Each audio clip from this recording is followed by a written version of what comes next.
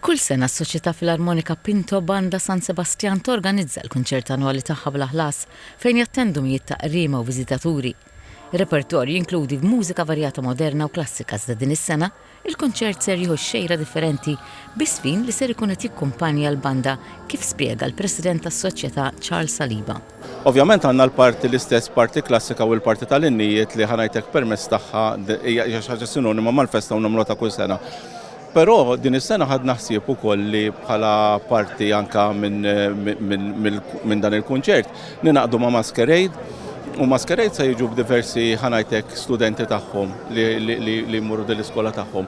U se jieħdu sehem anka permezz mal-banda biex ħanajtek jesegwixxu diversi siltiet mill-mużika tal-Queens. Il-President tas-Soċjetà Filarmonika Pinto Banda San Sebastian għall LTVM News li ta' kull sena l-banda tkompli taħdem biex tolli livell artistiku tagħha minn sena l sena, filwaqt li esprima sodisfazzjon għal fatt li 40 student ħadmu jitfit mal-bandisti.